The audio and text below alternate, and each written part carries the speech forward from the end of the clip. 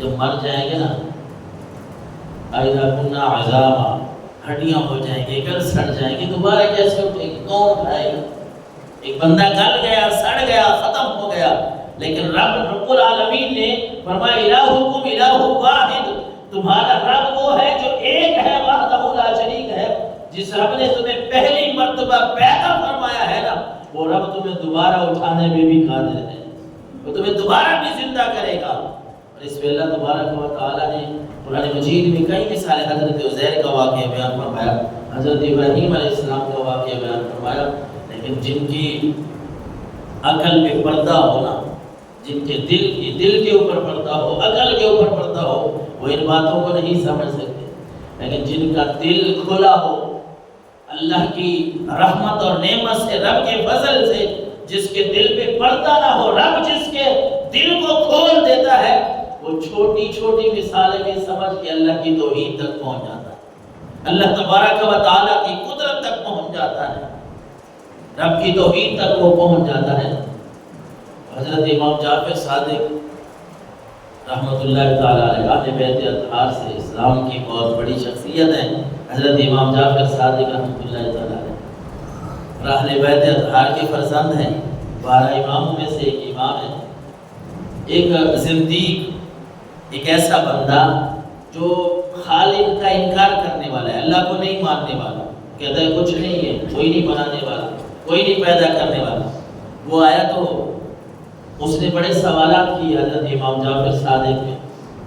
اب حضرت امام جعفر صادق نے اس کو عقلی دلیل دی، بھئی عقل کوئی ایسی دلیل دیں کہ اس کا عقل مان جائے کہ آپ تو اہل بیت اطہار کے چشم و چراغ ہیں، قرآن و حدیث کی دلیلیں بھی ہر بندے کو نہیں دی جاتی نا، جو سمجھتا ہو آگے جتنا جس کے پاس جتنا علم ہے اسی کے حساب سے اس سے بات کی جاتی ہے نا۔ تو حضرت امام جعفر صادق نے ایک بڑی زبردست اسے عقلی دلیل دی، عقل سے سمجھایا۔ آپ نے فرمایا اچھا تو یہ بتا، کبھی کوئی سمندر میں تو نے سفر کیا ہے؟ وہ کہتا ہے ہاں جی کیا ہے، سمندر میں سفر میں نے کیا ہے۔ تو آپ نے فرمایا اچھا کبھی یہ ہوا کہ سمندر میں تجھے کوئی خوفناک واقعہ پیش آیا ہو؟ دادا جی سمندر میں کرتے رہتے ہیں سفر، ایک واقعہ بڑا خوفناک پیش آیا، آپ نے فرمایا اس کی تفصیل بتا۔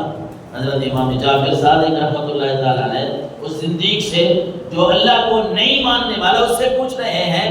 جو وہ سمندر میں واقعہ پیش آیا نا، اس کی تفصیل بتا۔ کہتا ہے کہ حضرت بات اس طرح ہے کہ کشتی پہ سوار تھے، ملاح اس کا جو ڈرائیور ہوتا ہے وہ چلا رہا ہے کشتی کو، سمندر کی موجیں، وہ ہوائیں، وہ جب سمندر بپرا نا تو کشتی ٹوٹ گئی، کشتی ٹوٹی تو ملاح ڈوب گئے، ختم ہو گئے، اور ایک پھٹا ایک تختہ میرے ہتھے چڑھ گیا، میں اس کے اوپر سوار ہو گیا، اس کے ساتھ چمٹ گیا۔ کہتا ہے یہ کہانی اپنی بتاتے بتاتے پھر یہ ہوا کہ حضرت وہ پھٹا بھی مجھ سے چھوٹ گیا، وہ پھٹا بھی لہروں کی وجہ سے میرے نیچے سے نکل گیا۔ پھر یہ ہوا کہ سمندر کی لہروں نے مجھے کنارے کی طرف دھکیل دیا۔ سمندر میں تو بندہ جاتا ہے، آپ کو پتہ ہے غرق ہو جاتا ہے، دریا میں بندہ ڈوب جائے،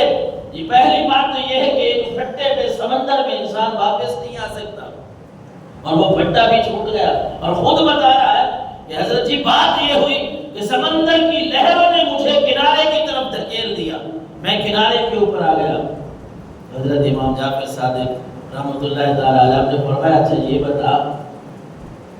وہ کشتی ٹوٹ گئی نا،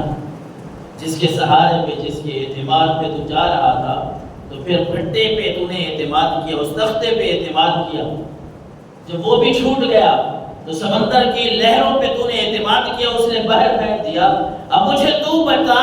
کہ کشتی تو تیرے ذہن کے مطابق بندے کو پار لے جانے والی ہے، تختے کے اوپر سوار ہوا وہ بھی پار لے جانے کے لیے، چلو کافی سمجھ لے، لیکن یہ بتا کہ جب پھٹا بھی تیرے نیچے سے نکل گیا تو کون سی ذات تھی جس نے تمہیں کنارے کی طرف دھکیل دیا؟ یہ سمندر کو کس نے حکم دیا؟ سمندر کی لہروں، ان کا تو یہ کام ہے کہ وہ تو سمندر کے اندر انسان کو غرق کر دیتی ہیں۔ یہ سمندر کی لہروں کو کس نے حکم دیا کہ وہ لہریں تجھے دریا کے کنارے، سمندر کے کنارے لے آئے؟ اب یہاں خاموش ہو گیا، کوئی جواب نہیں بن پڑا۔ تو آپ نے فرمایا کہ اے سننے والے میری بات کو سمجھ کہ جس کشتی کے اوپر تو نے اعتماد کیا وہ ٹوٹ گئی، تیرا پھٹا تیرا تختہ بھی تیرے نیچے سے نکل گیا۔ جس ذات نے تجھے زندگی بخشی ہے، جس نے لہروں کو حکم دیا ہے، جن سمندر کی لہروں نے اس کا حکم مانا ہے، تجھے کنارے کی طرف لے کے آئے، اسی کو وحدہ لا شریک اللہ کہتے ہیں۔ وہی الہ ہے، اسی کو وحدہ لا شریک کہتے ہیں۔ جب اس نے یہ بات عقل میں پڑ گئی نا، یہ بات جب اس نے یہ مثال حضرت امام جعفر کی صادق رحمۃ اللہ تعالی علیہ کی سنی، تو اسی وقت اس نے کلمہ پڑھا اور آپ کے ہاتھ پہ مسلمان ہو گیا۔ عقیدہ توحید ایک ایسا عقیدہ ہے جس کے بغیر انسان کھوکھلا ہے۔ اللہ کو ایک مانو اور اس طرح مانو جس طرح اس نے کہ ماننے کا حق ہے۔ یار یہ کیا بات ہوئی کہ تھوڑی سی تکلیف آئی، وہ تھوڑی سی مصیبت آئی، اللہ کو چھوڑ کے، اللہ کے دربار کو چھوڑ کے، مسجد کو چھوڑ کے آپ کسی اور دربار پہ چلے گئے، اور وہاں آپ یہ ذہن بنا لے کہ میں نماز نہ پڑھوں، اللہ کے سامنے جھکوں نہیں، رب کو راضی نہ کروں، اور یہاں آ کے میری مشکلیں حل ہو جائیں گی۔ یہ بات خام خیالی ہے انسان کو اللہ تبارک و تعالیٰ نے اگر پیدا فرمایا ہے نا، تو انسان کو اپنی عبادت کا بھی حکم دیا ہے۔ ذرا اپنے گریبان میں بھی میں جھانکوں نا کہ میں رب کے سامنے جھکتا کتنا ہوں۔ وما خلقت الجن والانس الا لیعبدون، اس نے جو کہا ہے کہ جنوں اور انسانوں تمہیں تو میں نے اپنی عبادت کے لیے بنایا، میرے اوپر جو چیزیں اللہ نے فرض کی ہیں کیا وہ میں پوری کر رہا ہوں؟ جب میں پوری نہیں کروں گا تو پھر اس کی مصیبتیں، اس کی طرف سے جو مصیبتیں ہیں، جو امتحان ہے، آزمائش ہے، وہ تو آئے گی، پھر میں ادھر ادھر ہوں گا۔ اگر اللہ کی بارگاہ کو چھوڑ کے، تو یہ میری غلطی ہو، کبھی بھی میں درست، کتنا پختہ اور پکا اور کتنا فائدے مند یہ عقیدہ ہے، عقیدہ توحید،